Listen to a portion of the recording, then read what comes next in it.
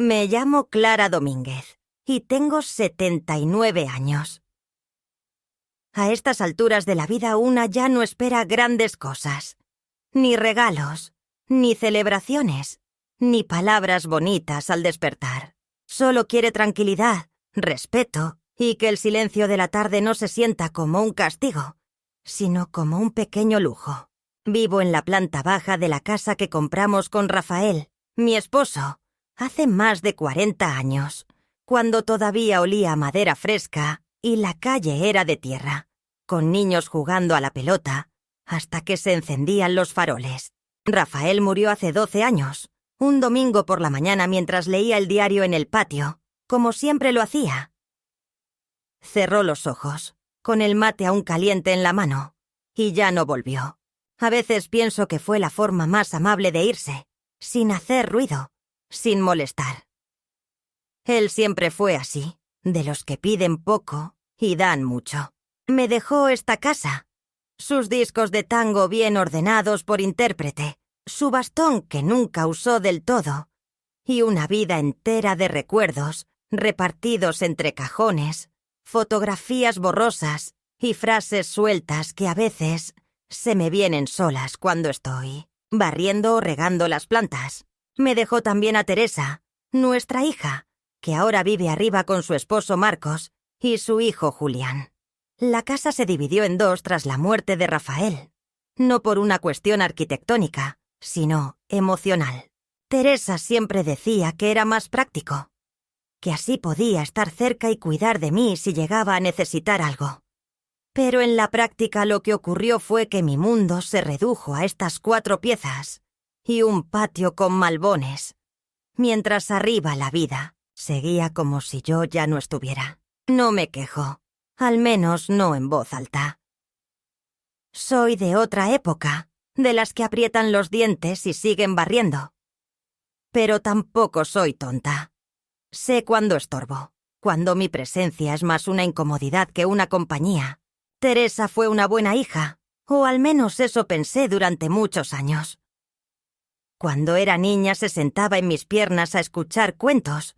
Lloraba si no la arropaba antes de dormir, y me miraba como si todo lo que dijera fuera una verdad sagrada. Pero luego creció, se casó, y en algún punto, no sé cuándo exactamente, dejó de verme como su madre, y pasó a verme como una carga que se mueve despacio y olvida dónde dejó las llaves. Nunca me lo dijo con esas palabras, pero uno aprende a leer los gestos, los silencios, los cambios de tono. Marcos, su esposo, es de esos hombres que creen que las madres deben ser respetadas mientras no hablen, no opinen, no interrumpan. Me saluda con corrección. Me pasa platos en las cenas familiares, pero nunca me pregunta nada que no pueda responderse con un sí o un no. Con Julián, mi nieto, la distancia es otra. Él nació en esta misma casa. Lo alcé en brazos. Lo vi gatear por estos mismos pasillos. Y por un tiempo pensé que al menos con él quedaba algo de esa conexión que tanto extrañaba. Pero a los 15 años la compasión se vuelve arrogancia, y la ternura cede paso al desprecio mal aprendido. Últimamente evita mirarme, se burla de mis remedios, finge que no me escucha cuando le hablo, y cuando lo hace, es con un tono que hiela. Nunca imaginé que alguien a quien vi nacer pudiera hablarme como si ya no importara si respiro o no. Mi vida, en estos últimos años, se ha vuelto una rutina callada. Me despierto temprano, a las 6:30, como si aún tuviera que ir a la oficina judicial donde trabajé casi 40 años como mecanógrafa. Allí pasé mi juventud y buena parte de mi madurez, dactilografiando sentencias, armando expedientes, escuchando verdades y mentiras bajo juramento. Aprendí que la justicia, muchas veces, no es más que una cuestión de forma, y que las emociones raramente caben en un expediente. Nunca fui abogada, pero conocí el lenguaje de la ley mejor que muchos. Rafael se encargaba de los números. Era contador en una cooperativa, y juntos logramos levantar esta casa, pagar la escuela de Teresa, llevar una vida modesta pero digna. Cuando él murió, supe que tenía que mantener la cabeza fría. Reorganicé los papeles, ordené testamentos, cerré cuentas, abrí otras. Y guardé todo, cada comprobante, cada título, cada copia notarial, en una caja fuerte que Rafael instaló detrás del aparador. Nunca fui de las que se dejan sorprender.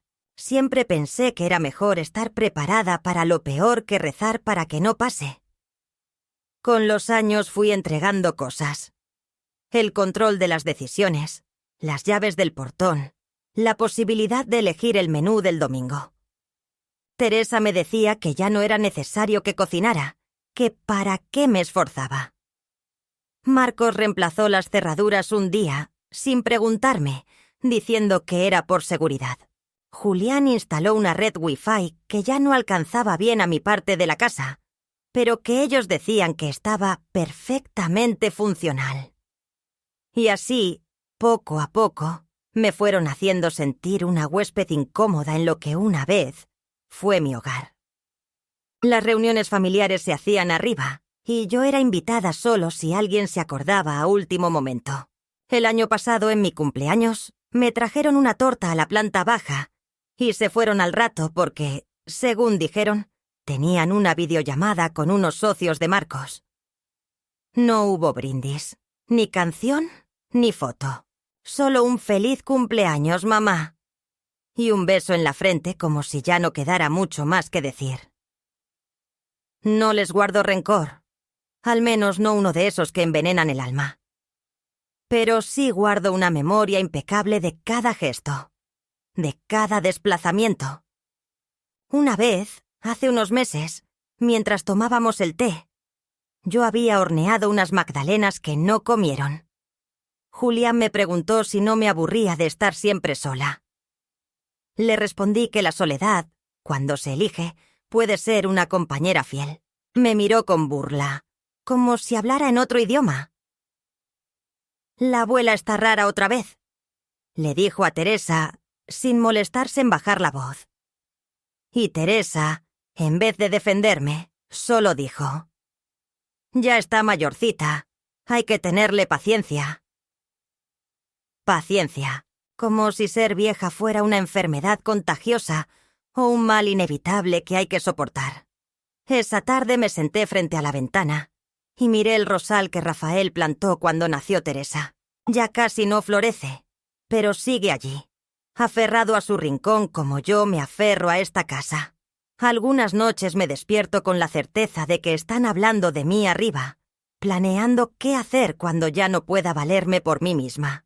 He oído frases sueltas al pasar, menciones de residencias buenas, de papeles que hay que preparar, de médicos que podrían evaluar la lucidez. No soy paranoica, solo estoy atenta. Hace una semana llamé a Martín, mi abogado. Nos conocemos desde hace 20 años, cuando me ayudó con la sucesión de Rafael. Le conté en voz baja lo que me inquietaba.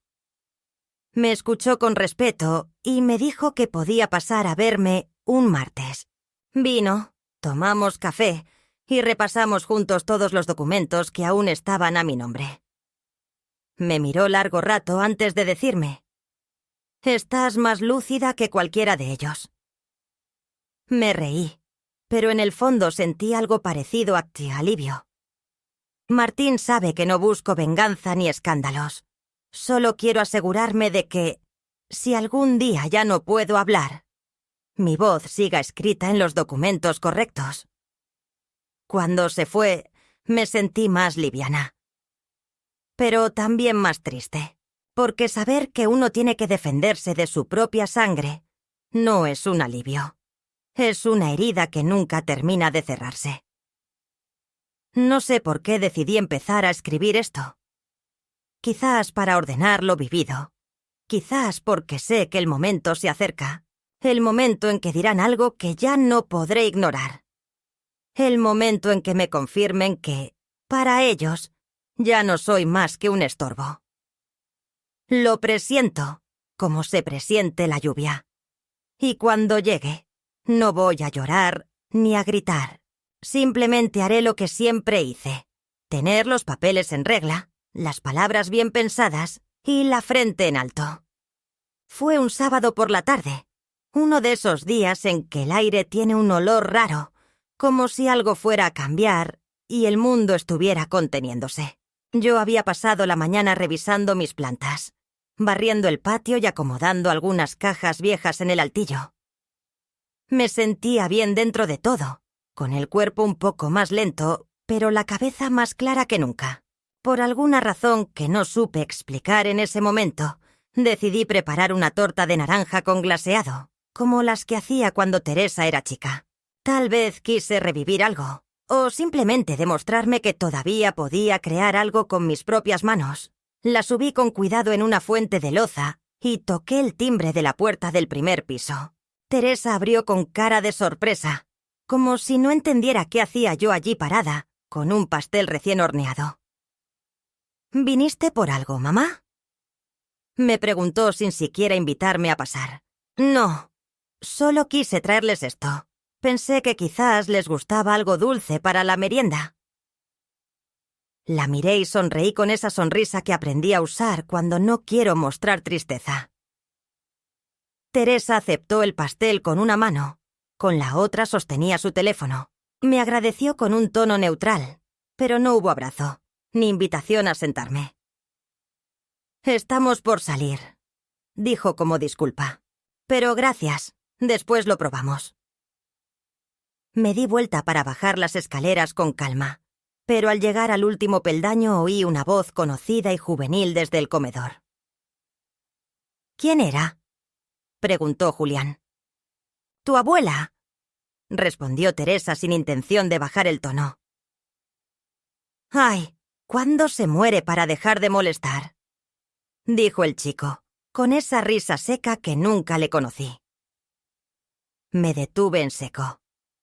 No subí, no grité, no reaccioné como quizás debería haberlo hecho. Me quedé de pie, con la espalda encorvada, mirando la madera vieja de la escalera que Rafael barnizó con sus propias manos. Cada peldaño tenía la historia de nuestras vidas. Los pies chiquitos de Teresa corriendo, las botas de Rafael en invierno, mis sandalias con suela de goma. Ahora todo eso parecía enterrado bajo el eco de una frase que no tendría que haber oído nunca. ¿Cuándo se muere para dejar de molestar? Las palabras no eran solo crueles, eran definitivas. Una frase como esa no se lanza sin que alguien la haya sembrado antes. Julián no inventó ese desprecio. Lo aprendió, mientras me acomodaba en la silla de la cocina, sin saber si llorar o hervir de rabia. Mi teléfono vibró. Era Martín, mi abogado. Había dejado la línea abierta desde la última conversación, sobre unos ajustes al testamento. «¿Clara?», dijo su voz al otro lado. «¿Seguimos mañana?». Me quedé muda. No sabía si él había oído lo que yo había oído. No sabía qué decir. «Sí», logré responder, con voz seca. «Será lo mejor». Corté la llamada y me quedé con el celular en la mano como si fuera una piedra. Todo se me venía encima de golpe. No era una frase aislada. Era el resumen de una atmósfera que llevaba meses, quizás años, formándose lentamente, como una gotera silenciosa que un día se convierte en derrumbe. Esa noche no cené. Me senté en la cama con una libreta vieja donde solía anotar gastos, listas de compras, frases sueltas. Escribí solo una línea. A veces lo más violento no es el golpe, sino el deseo de que uno desaparezca. Dormí poco, entre imágenes superpuestas. Julián de niño abrazándome en Navidad, el sonido de su risa, sus dibujos en la heladera. Y luego su voz de ahora, gruesa, burlona, cargada de impaciencia, como si mi existencia fuera un inconveniente que hay que resolver cuanto antes. A la mañana siguiente me puse un suéter, preparé café y saqué la carpeta de documentos que guardaba bajo la cama. Dentro estaban los títulos de propiedad, los contratos de servicios, los documentos notariales y una copia del testamento original que había firmado después de la muerte de Rafael. Lo leí todo de nuevo, como si al repasarlo pudiera encontrar algún refugio legal contra el abandono emocional. Me aseguré de que todo estuviera vigente. Revisé las firmas, las fechas, los sellos. Recordé que Martín me había hablado de un fideicomiso que podríamos activar en caso de conflicto. En ese momento no pensé en usarlo. Todavía no. Pero por primera vez en mucho tiempo, me vi considerándolo en serio, porque no era solo una cuestión de patrimonio. Era una cuestión de respeto. Esa misma tarde, sin avisar, Teresa bajó a la planta baja con una carpeta en mano. «Mamá, quería hablarte de unas cosas que tenemos que ordenar por si algún día... Bueno, si llegara a pasar algo». Su tono era amable, casi ensayado. Me senté frente a ella y le pedí que hablara claro. «Es para estar organizados, nada más. Uno nunca sabe». Me mostró una hoja en blanco, explicando que era una autorización para representarme en cuestiones médicas. «Solo por precaución», insistió. Me miró con la sonrisa de quien cree que todavía puede manipular con dulzura. No dije que no. Le pedí que me dejara el papel y que lo pensaría. Lo doblé con cuidado y lo metí en la libreta donde había escrito la frase de la noche anterior. La observé mientras salía. Sus pasos eran firmes, rápidos, su espalda erguida como la de una mujer que cree que ya ganó. Durante los días siguientes empecé a notar pequeñas cosas. Cambios sutiles, apenas perceptibles si uno no está atento. Las llamadas del médico que ya no llegaban a mi número, sino al de Teresa. El correo con mi nombre que no bajaban a tiempo. Un trámite bancario que me informaron que ya había sido consultado por alguien más. Y lo peor fue cuando un día, al salir a comprar pan, encontré al hijo del vecino observando mi casa con un teléfono en mano, tomando fotos. Mi papá me pidió que hiciera una foto del frente para un trabajo de la escuela, dijo. Mentía. Lo supe de inmediato. No me equivoqué. A la semana, Teresa comentó al pasar que quizás sería mejor vender la casa y mudarnos todos a un lugar más cómodo. La frase me revolvió el estómago. En plural. Mudarnos todos. Pero ese todos no me incluía. Era evidente. Lo que antes fue una sospecha, ahora era un plan. Un plan del cual yo era la molestia a eliminar. Lo pensé durante días. No dormía bien. Me despertaba con el corazón latiendo fuerte, como si hubiera estado corriendo en sueños. Me sentaba en la cocina a escribir en la libreta. Cosas que ya no eran listas ni frases sueltas. Eran pensamientos ordenados, pasos, escenarios, consecuencias. Lo llamé a Martín. Le pedí que viniera de nuevo. Esta vez, sin rodeos. «Martín», le dije apenas llegó. «Quiero activar el fideicomiso, cambiar el beneficiario y dejar todo legalmente claro. Quiero asegurarme de que si algún día mi voz se apaga, lo que dejé escrito hable más fuerte que cualquier nieto impaciente». Él no se sorprendió. Me miró con esa mezcla de respeto y tristeza que tienen los que saben cuánto duele despertarse del amor ciego. «Lo que te dijo ese chico», empezó a decir. Lo interrumpí. No fue solo lo que dijo. Fue que nadie lo corrigió. Él asintió. Sacó su carpeta, su laptop, su grabadora de voz. Y empezamos a trazar un nuevo mapa, uno donde yo no era una anciana débil, sino una mujer lúcida que no quería desaparecer sin haber dejado todo en orden. No dije nada en casa. No mostré señales. Acepté sus comidas frías, sus silencios, sus bromas a medias. Esperé. No por miedo, sino por estrategia. Esperé que fueran ellos los que dieran el próximo paso. Porque ahora sabía que ese paso ya no los llevaría donde creían. Porque ahora yo también tenía un plan. Los días posteriores al encuentro con Martín se sucedieron con una quietud engañosa. Todo parecía igual. Las mismas tazas de té que yo preparaba a las 5 en punto. Los mismos pasos arriba y la televisión encendida con el volumen más alto de lo necesario. Las mismas conversaciones breves que me ofrecían condescendencia y poco más. Pero algo había cambiado dentro de mí.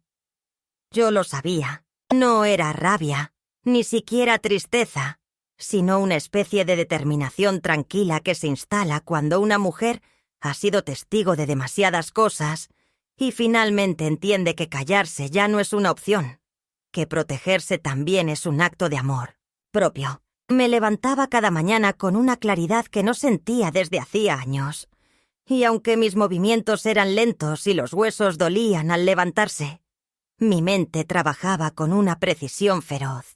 Había empezado a recuperar mi voz en silencio, y ese silencio ya no era resignación, sino estrategia. Una tarde, mientras regaba los malbones del patio, escuché que abrían la puerta de arriba. Bajaban los tres. Teresa con una carpeta bajo el brazo, Marcos con el ceño fruncido y Julián escribiendo algo en su teléfono. No se molestaron en saludarme. Caminaban apurados, como si no quisieran toparse conmigo. Pero los oí claramente.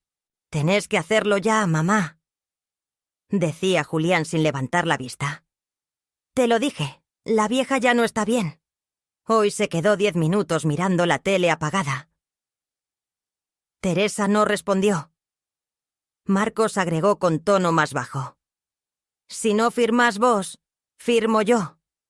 Ya hablamos con el doctor García. Él puede hacer el informe». Los vi alejarse por la reja. No me moví. Solo sentí una presión antigua en el pecho, no de sorpresa, sino de confirmación. El informe del que hablaban no era médico, era una coartada. Querían declararme incapaz. Querían invalidar mi palabra. Querían firmar por mí, decidir por mí, despojarme sin escándalos ni gritos, solo con tinta y sello. Esa noche saqué de nuevo la carpeta de Martín. Revisé los avances, los documentos que él ya había empezado a modificar, y una idea comenzó a tomar forma. No solo necesitaba protegerme, necesitaba hacerles saber que yo también estaba viendo, que yo también sabía mover piezas, que yo no era el mueble desvencijado que imaginaban, que todavía quedaba en mí algo de la mujer que fue capaz de levantar una familia, de pagar una hipoteca con 2 sueldos, de redactar sentencias que definían destinos. Fui al dormitorio y abrí un viejo baúl donde guardaba fotografías. Escogí una en particular, la de Teresa de niña, en su primer día de escuela. Estaba allí, con sus 2 trenzas, su moño rojo y mi mano sosteniéndola. La pegué con cinta en el espejo del armario, no por nostalgia, sino para recordar lo que yo había construido. Lo que ahora se deshacía frente a mis ojos. Al día siguiente, Teresa vino a verme, sola. Llevaba en las manos una carpeta diferente, más pequeña, más ordenada. «Mamá», dijo, «necesitamos que firmes esto. Es solo un poder para que podamos ayudarte si pasa algo». Le pedí que se sentara. Preparé té, como siempre hacía. Me tomé mi tiempo, sabiendo que su paciencia era limitada. Cuando finalmente le pasé la taza, le pregunté con voz suave: «¿Qué es lo que te preocupa tanto como para querer firmar por mí?» Ella pareció dudar. «Es por tu bien. Si te pasa algo, necesitamos poder tomar decisiones». «Pero si me pasa algo, Estoy en pleno uso de mis facultades para decidir ahora mismo qué quiero que ocurra después. No respondió de inmediato. Evitaba mi mirada. Julián dijo que te notó un poco confundida estos días. Sentí un calor ascendente en la nuca. ¿Confundida porque me quedé sentada en silencio? Tal vez estaba pensando. Algo que ustedes ya no consideran necesario en una mujer vieja. Ella se revolvió incómoda. No es eso. Es solo... Mamá, estamos intentando ayudarte. ¿Ayudarme a qué? ¿A desaparecer con más elegancia? Le tendí el documento, sin abrirlo. No lo voy a firmar. Y entonces, como si se le cayera una máscara, su expresión cambió. ¿Qué te pasa últimamente, mamá? Estás tan desconfiada, tan distinta. Antes confiabas en mí. ¿Qué estás tramando?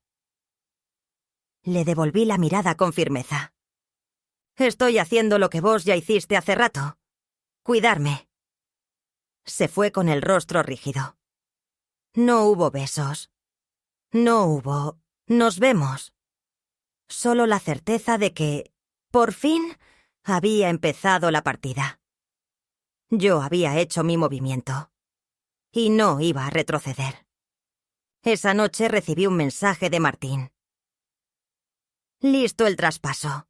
El fideicomiso ya está activo. Propiedad protegida. Beneficiario, sobrina Silvia.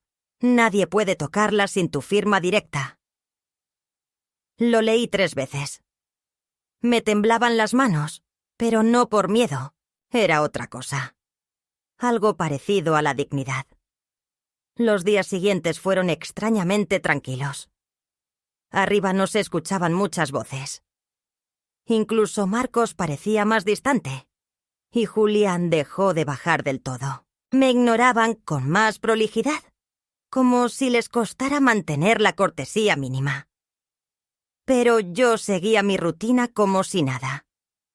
Compraba en la misma verdulería, saludaba a los vecinos, preparaba mis comidas, y mientras lo hacía, me aseguraba de que cada papel estuviera archivado, cada testigo informado, cada conversación documentada. Una mañana sonó el timbre. Era Marcos, solo. No lo esperaba. ¿Podemos hablar? Preguntó con una voz que intentaba sonar conciliadora.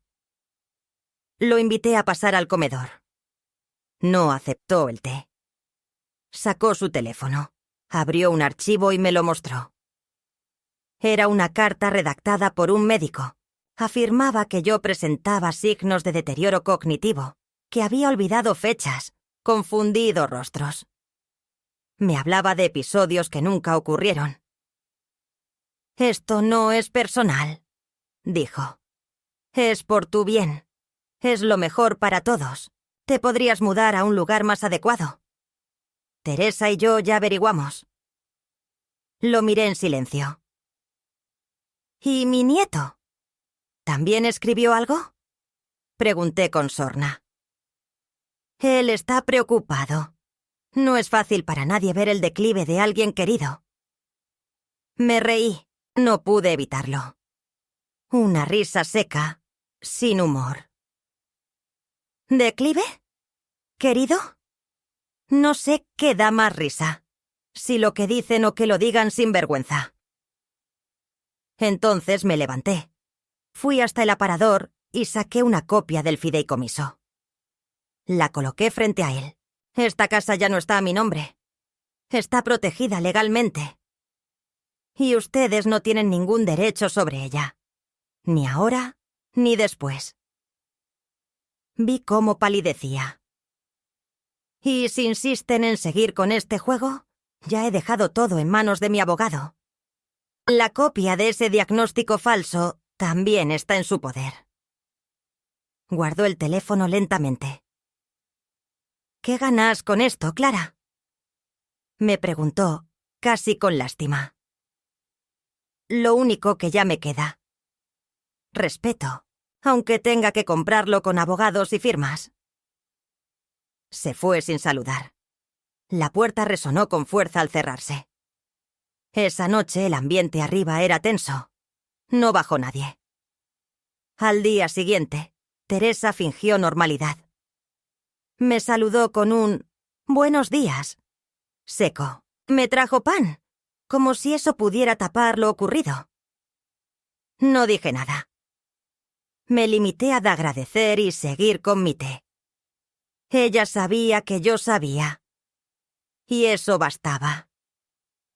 Una semana más tarde, recibí una carta en el buzón. Un sobre sin remitente. Adentro una hoja con letras recortadas de una revista. La familia se respeta. No se destruye desde adentro. Me senté con la carta en las manos durante varios minutos. No me asustó. Me dolió. Porque detrás de esa amenaza mal disfrazada había una certeza aún más cruel. Ya no me veían como madre, ni como abuela. Me veían como obstáculo, como impedimento. Fue entonces cuando decidí que no iba a esperar a que me sacaran de mi vida.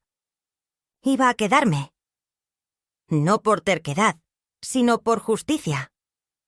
Porque me lo había ganado.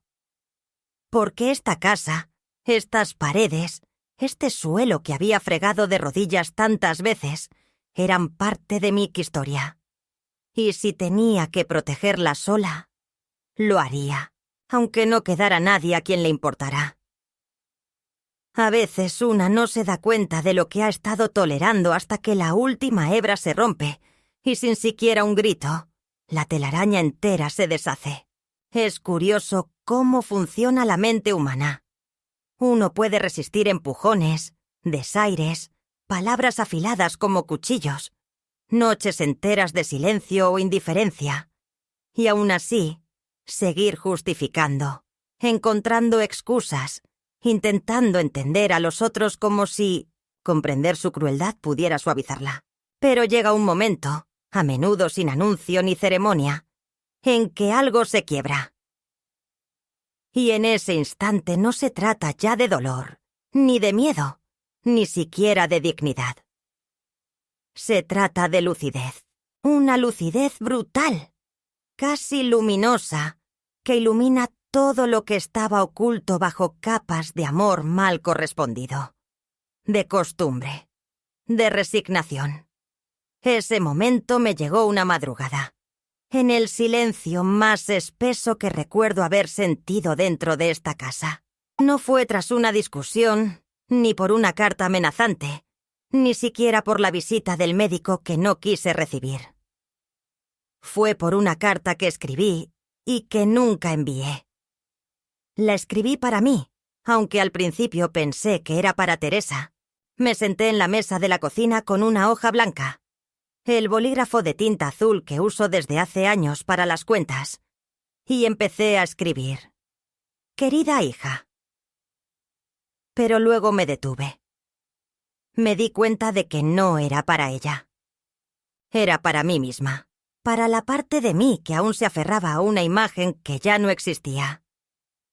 La carta se convirtió en un ejercicio de memoria, de claridad emocional. Me obligué a recordar sin adornos, sin disculpas.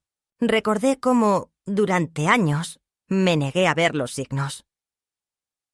Cómo cuando Rafael murió y me aferré a Teresa como si ella pudiera ser mi razón de seguir, me volví ciega a sus cambios, a su impaciencia, a su progresivo desapego.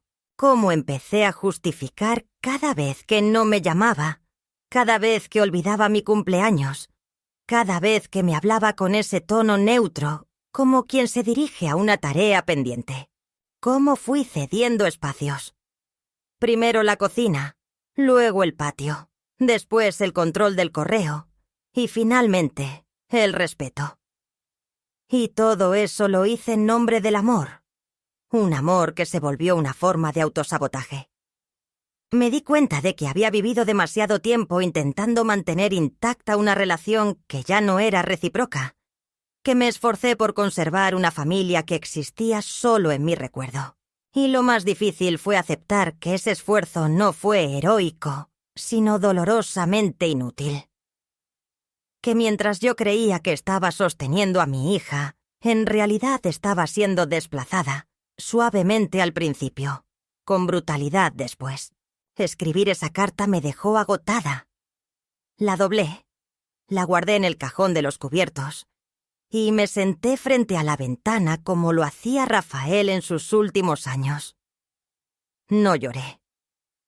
Simplemente sentí una extraña forma de calma, la misma que se siente cuando se deja de negar lo evidente. Al día siguiente, sin buscarlo, recibí una visita inesperada. Silvia, mi sobrina, hija de mi hermana menor que murió hace años, apareció en la puerta con una bolsa de pan, suéter tejido y ojos atentos. No la veía desde hacía meses. Había recibido mis mensajes, pero nunca insistí. ¿Molesto si me quedo un ratito?, preguntó, y sentí que algo se ablandaba dentro de mí. Le preparé té, cortamos rebanadas del budín que había hecho esa semana, y durante un rato hablamos de cosas pequeñas. El clima, los precios, un documental sobre mujeres mayores que ella había visto. Pero entonces, casi sin transición, me miró con una seriedad que no le conocía. ¿Estás bien, tía? Me quedé en silencio. Bajé la vista. Estoy viva, que no es lo mismo, respondí con un hilo de voz. Ella esperó. Escuché cosas, dijo finalmente, de Julián y de Teresa. Me llegó por alguien del club donde juegan. Nada concreto, pero se habla. Le conté todo, sin exagerar, sin omitir. Le hablé de la frase de Julián, de la carpeta que me trajo Teresa, de la visita de Marcos, de la carta anónima. Silvia no me interrumpió. Me escuchó con una paciencia que parecía heredada. Cuando terminé, solo dijo: «No estás sola». Y con esas 3 palabras, sin más grandilocuencia, me devolvió algo que creía perdido.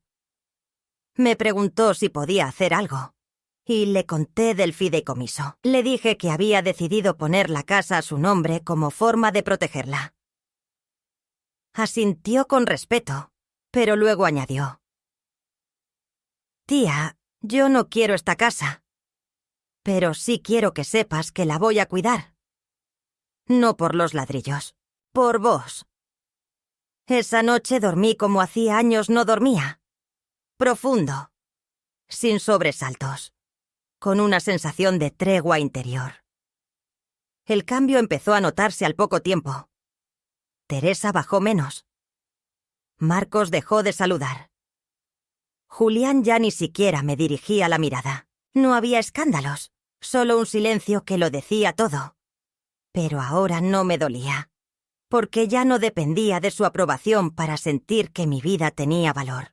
Una tarde, mientras barría la vereda, la vecina de enfrente, Marta, me saludó desde su puerta. ¿Todo bien, Clara? Me acerqué y charlamos como solíamos hacerlo cuando Rafael vivía. Me habló de sus nietos, de su diabetes, de una novela que no le gustó. Y luego me dijo algo que me acompañaría por días. «Te ves distinta, más firme». Le sonreí.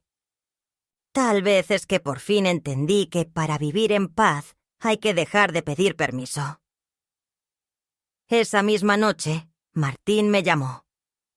«Clara, tenemos que decidir si informamos oficialmente el cambio de propiedad a los registros o si lo mantenemos bajo confidencialidad unos meses más». Le dije que esperara, que aún no era tiempo. Quiero darles la oportunidad de decir lo que nunca dijeron. Demostrar que todavía queda algo. Aunque sé que probablemente no lo harán. Martín no insistió. Me conoce lo suficiente como para saber que cuando tomo una decisión, la cumplo. Pero lo que no le dije es que no estaba esperando por ellos. Estaba esperando por mí. por ver si aún podía dejar un rastro de quién fui, de lo que construí. No con escándalos ni venganzas, sino con palabras, con presencia, con decisiones firmes. Fue entonces cuando decidí escribir mi testamento emocional. No el legal, que ya estaba en regla, sino el verdadero. Una carta larga, una narración de todo lo que había vivido en esta casa, de todo lo que había amado y perdido.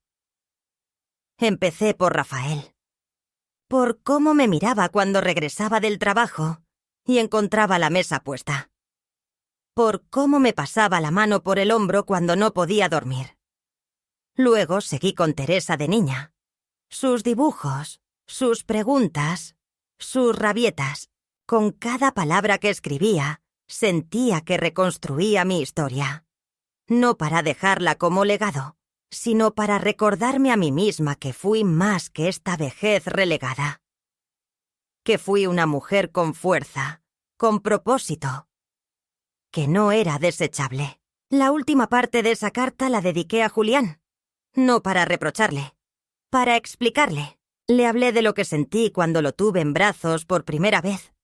De cómo recorté fotos de revistas para hacerle un álbum de animales, de cómo me emocioné la primera vez que dijo «abuela», con voz firme. Le conté que lo amé incluso cuando me ignoraba, incluso cuando me hirió. Pero también le dije que el amor no es una excusa para permitir el abuso. Que una abuela no está para ser mártir, sino para ser ejemplo. Y que ojalá algún día, si tiene memoria, recuerde que su abuela no se fue en silencio. Que eligió hablar, aunque nadie quisiera escucharla. No sé si alguna vez leerán esa carta. Tal vez la quemen, tal vez la ignoren. No me importa. Lo importante es que la escribí. Que dije lo que tenía que decir. Y que por fin, después de tantos años, me escuché a mí misma. Pasaron algunos días desde la última conversación con Silvia y desde la madrugada en que escribí lo que sería, quizás, mi último acto de redención personal. Creí que el silencio de arriba se mantendría, que ese vacío tenso que los envolvía cuando se cruzaban conmigo se extendería como una forma de castigo pasivo. Pero me equivoqué. Ellos también sabían moverse, quizás no con inteligencia, pero sí con instinto. Cuando los depredadores sienten que su presa se escapa, que ya no se deja rodear, que ha comenzado a defender su espacio, es entonces cuando atacan con más urgencia. La ofensiva no fue inmediata, sino medida, metódica, como si hubieran estado planeándola con anticipación y solo esperaran que yo me confiara para avanzar. Todo empezó con un timbre que sonó un jueves a las 10 de la mañana. Era un hombre de traje, rostro impersonal y una carpeta en la mano. Se presentó como funcionario del juzgado de familia, portador de una notificación. Me habló con respeto, pero con la distancia de quien está acostumbrado a entregar malas noticias a desconocidos. Señora Clara Domínguez, se le notifica que ha sido presentada una solicitud de evaluación médica y psicológica para determinar su competencia en la administración de bienes y toma de decisiones personales. El mundo se detuvo un segundo. No porque no lo esperara, sino porque nunca es lo mismo imaginarlo que escucharlo en voz alta, pronunciado por alguien con una identificación colgando del cuello. No le pregunté quién lo había solicitado. No hacía falta. Tomé el sobre, firmé el recibo y le agradecí. Casi con cortesía. Luego cerré la puerta y por primera vez en mucho tiempo sentí un temblor en las piernas. Me senté. Respiré. No lloré. Pero el silencio que vino después fue distinto. Más denso, más amenazante. Abrí el sobre. El texto era formal, frío, impersonal. Una serie de párrafos técnicos que describían una preocupación fundada por parte de familiares directos sobre la salud mental y funcionalidad de una mujer de edad avanzada que mostraba signos de aislamiento, paranoia, cambios en la conducta, episodios de olvido y resistencia a recibir asistencia profesional. Era un retrato torcido de mí. Y lo peor, contenía anexos, informes médicos apócrifos, testimonios de comportamientos erráticos, incluso una declaración firmada por Julián en la que decía que me había encontrado desorientada en la cocina, sin recordar el nombre de su madre. Mentiras. Todas. Con precisión quirúrgica. Llamé a Martín de inmediato. Le leí cada párrafo, le mencioné cada documento. Me pidió que escaneara todo y se lo enviara. Lo hice. Me respondió al poco rato. Esto es grave, Clara. Vamos a tener que responder con fuerza. Ya mismo. Acordamos una cita en su estudio para el lunes siguiente. Me pidió que no firmara nada, que no respondiera llamadas, que no hablara del tema con nadie más. A partir de ahora, soy tu única voz legal. Agradecí su firmeza, pero al cortar, me quedé mirando la ventana y el patio, y sentí algo más que indignación. Sentí pena. Una pena profunda por haber llegado hasta ese punto. Por ser objeto de una guerra fría por una casa que yo construí con amor.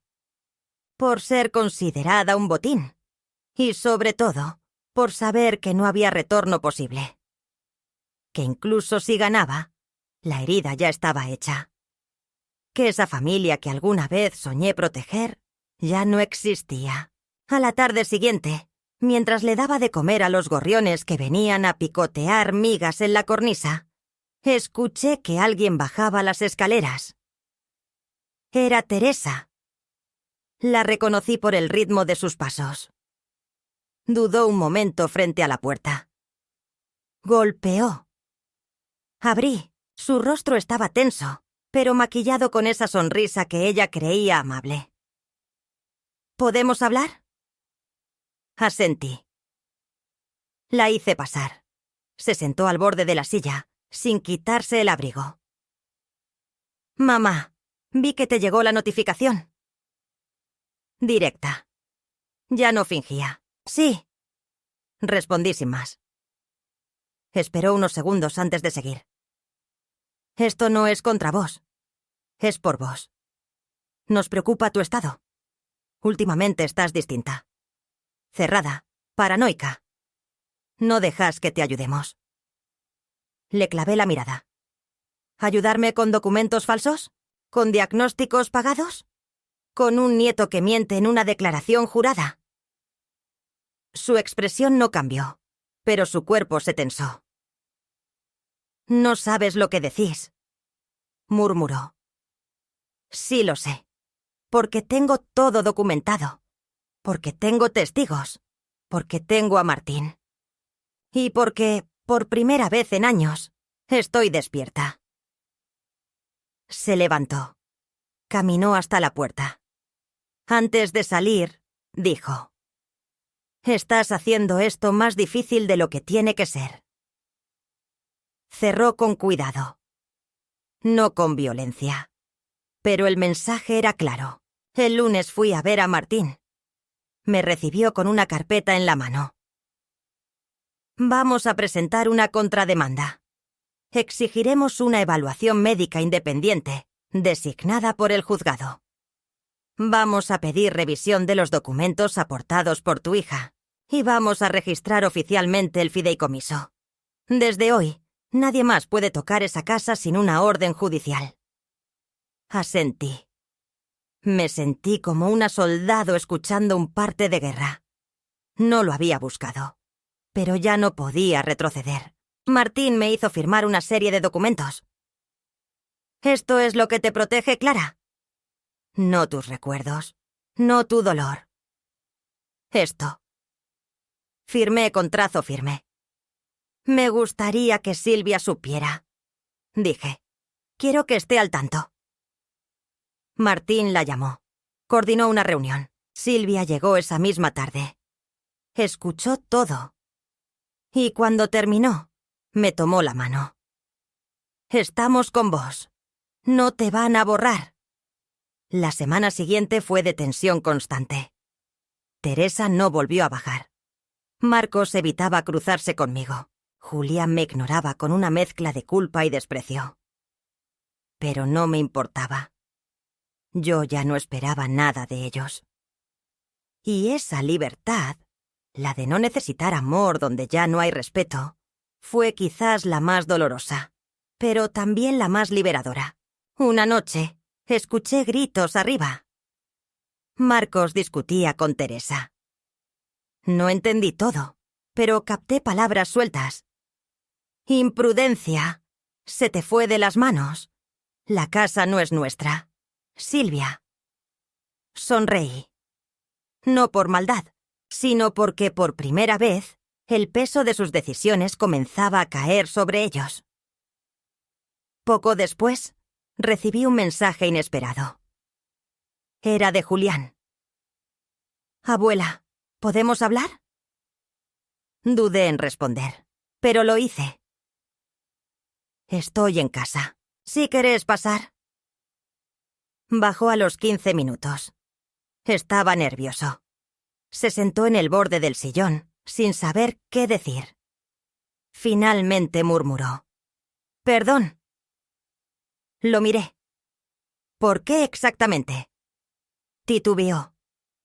«Por lo que dije, por lo que firmé. No sabía que esto iba a pasar». No lo abracé. No le dije que estaba todo bien. Solo respondí. «Eso que dijiste, Julián, fue tuyo. No te lo dictaron. Tal vez lo escuchaste. Tal vez te lo sugirieron. Pero fue tu voz». Asintió avergonzado. «No me importa si tenés vergüenza. Me importa que aprendas. Que si algún día tenés una abuela o una madre, no las trates como alguien descartable». Me miró con los ojos vidriosos. «¿Puedo seguir viniendo?» «Si venís como nieto, sí. Si venís como espía, no». Asintió. Esa fue la última vez que lo vi sincero. No sé si durará, pero no era mi batalla. Las semanas siguientes fueron una espera tensa. El juzgado fijó fecha para la evaluación médica. Silvia fue designada como mi acompañante legal en caso de que yo no pudiera asistir. Martín preparó los alegatos. Y yo me ocupé de mi jardín. Porque la vida no se detiene, aunque la guerra se libere en silencio. Regaba, podaba, cocinaba y cada noche escribía en mi cuaderno. No ya para entender, sino para dejar constancia. Porque si algún día alguien preguntaba quién fui, yo quería que lo supieran por mis palabras, no por los informes de mi hija. Y así, la calma fue armándose.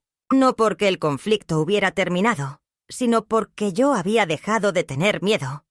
Porque ya no me importaba si me creían. Lo importante era que yo sabía quién era. Y que ellos, tarde o temprano, también lo sabrían.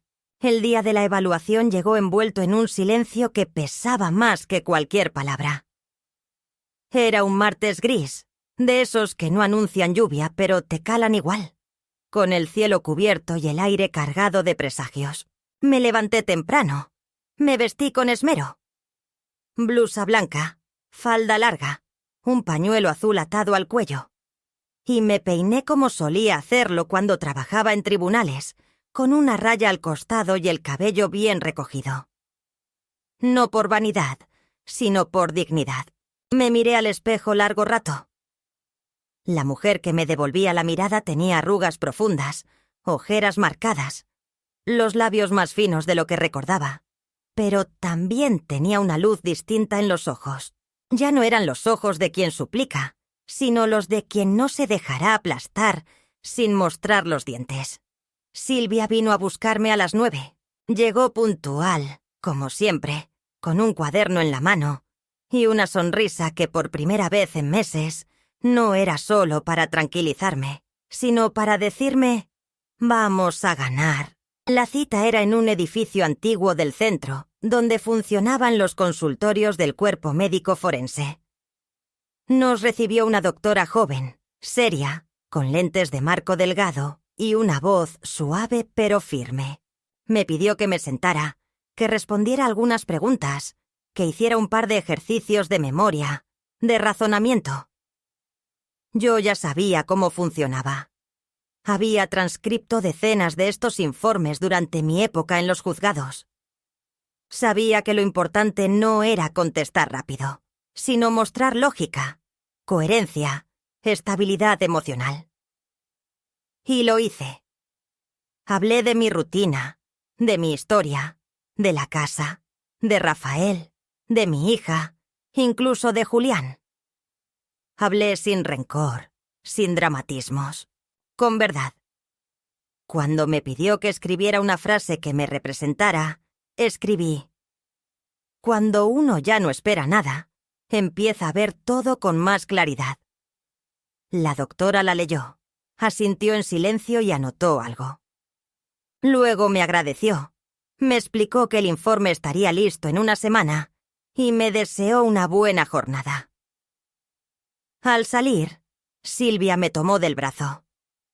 «Lo hiciste perfecto». Pero yo no sentí alivio. Sentí una tristeza honda, porque aunque todo saliera a mi favor, ya no quedaba nadie con quien celebrar realmente. Martín nos esperaba en su estudio. Al vernos entrar, se levantó y dijo: «Hay novedades». Nos sentamos. Abrió una carpeta y sacó varias hojas. Teresa presentó un recurso de urgencia solicitando una restricción sobre los bienes, mientras se determina la evaluación. Pidió que se congelen las operaciones del fideicomiso, pero ya fue rechazado. Silvia sonrió. Yo asentí. No porque me alegrara. En realidad, dolía más de lo que podía admitir, sino porque confirmaba que mi hija estaba dispuesta a todo. Incluso a pelear con uñas y dientes contra la mujer que la crió, la alimentó, la arropó en sus noches de fiebre. Y hay más, continuó Martín. El juez ha citado a audiencia de partes. Será este viernes. Vos vas a hablar, Clara. Y también Teresa. Lo único que te pido es que no levantes la voz, que no te rebajes, que seas vos. Le respondí con una frase que ni siquiera pensé. No pienso pelear.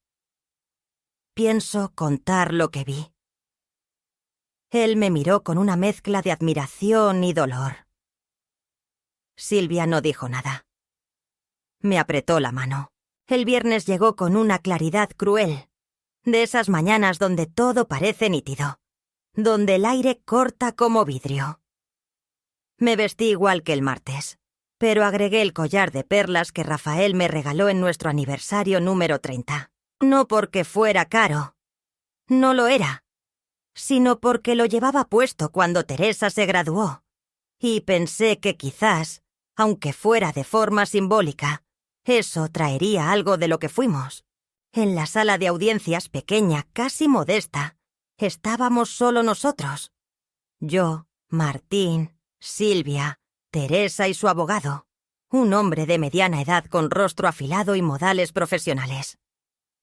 Marcos no vino. Julián tampoco. Solo ella. Se sentó al otro extremo. Me evitó la mirada.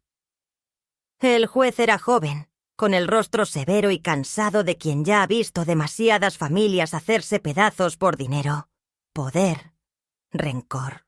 Dio comienzo a la audiencia con voz neutra. Repasó los hechos, las solicitudes, los documentos. Luego me invitó a hablar. Me levanté despacio, con cuidado de no tropezar, y caminé hasta el pequeño estrado. Respiré hondo. Mi nombre es Clara Domínguez. Tengo 79 años. Viví toda mi vida con trabajo, con esfuerzo, con decencia.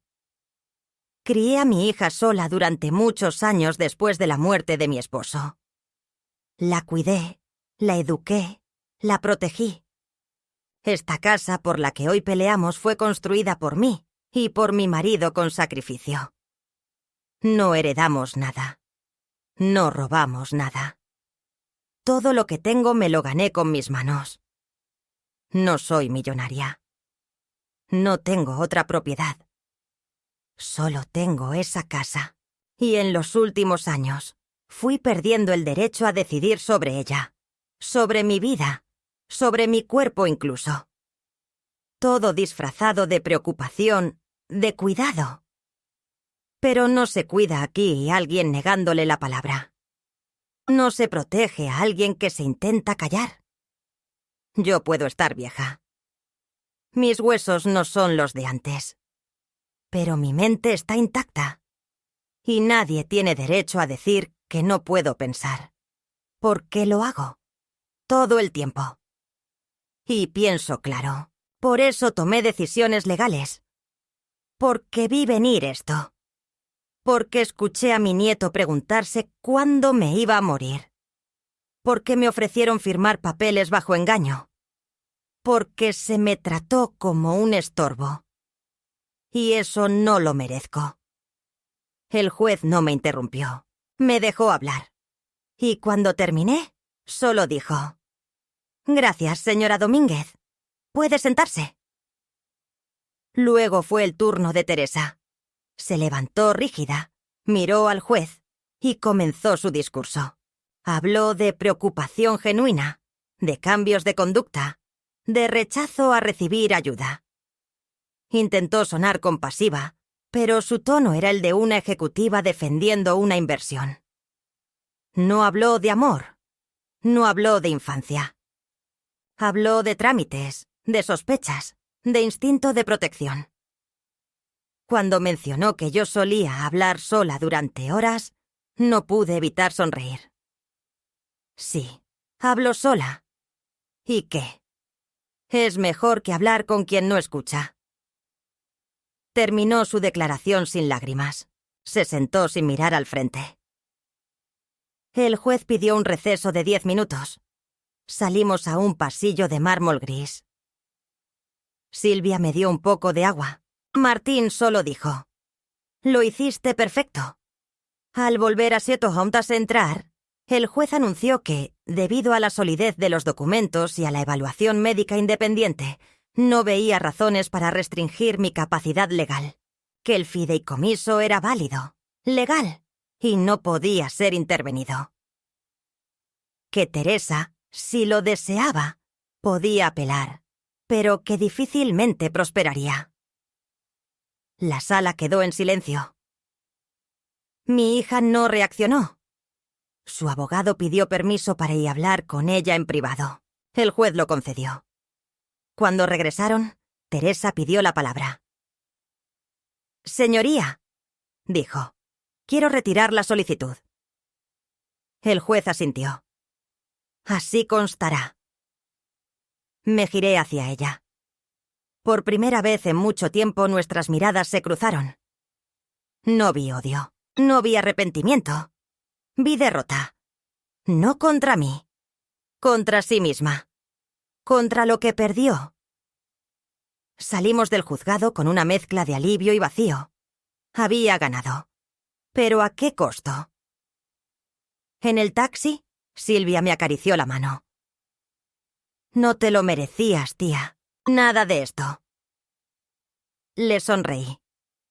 Tal vez sí, por haber callado demasiado tiempo. Y mientras cruzábamos la ciudad de regreso a casa, entendí que no había victoria posible cuando una madre tiene que defenderse de su hija. Pero al menos me defendí. Al menos por una vez, no me borraron. Han pasado 2 meses desde la audiencia. La vida, curiosamente, no cambió de forma escandalosa. La casa sigue siendo la misma, con sus paredes ligeramente desconchadas, el patio que huele a tierra húmeda después de regar, y las tazas alineadas con precisión en la alacena. Los ruidos de arriba persisten, aunque ahora son más apagados.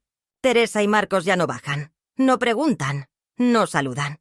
Julián ha aparecido un par de veces, siempre con la excusa de devolver algo que nunca pedí, como si quisiera tantear si aún puede entrar, si todavía hay una grieta por donde colarse en esta historia que él mismo contribuyó a deshilachar. No le cierro la puerta, pero tampoco la abro del todo.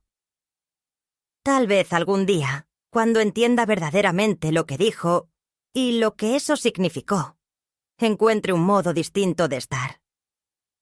Por ahora, su presencia es como una sombra tímida, sin forma definida. Silvia viene seguido. A veces trae facturas, otras un ramo de flores cortadas del jardín de su casa, y siempre sus palabras serenas, su compañía limpia. No llenamos el silencio con cosas vacías. A veces solo compartimos el mismo aire, y eso, a mi edad, se agradece más que cualquier discurso. No hay celebraciones después de una guerra familiar. No se brinda. No se organiza una comida para festejar que una madre le ganó un juicio a su hija. Lo que queda no es triunfo, sino escombro emocional. A veces me siento en la cocina al caer la tarde y me pregunto en qué momento se desvió todo. ¿Fue cuando Teresa conoció a Marcos? ¿Cuando Julián dejó de buscarme para contarme sus juegos? ¿Fue culpa mía por no haber puesto límites antes? ¿Por haber confundido amor con entrega absoluta? No tengo respuestas definitivas. Solo hipótesis que se entrecruzan. Pero sí tengo una certeza. No estoy loca, no estoy senil, no soy una carga. Soy una mujer que todavía piensa, que todavía elige, que todavía respira con un cierto sentido de sí misma.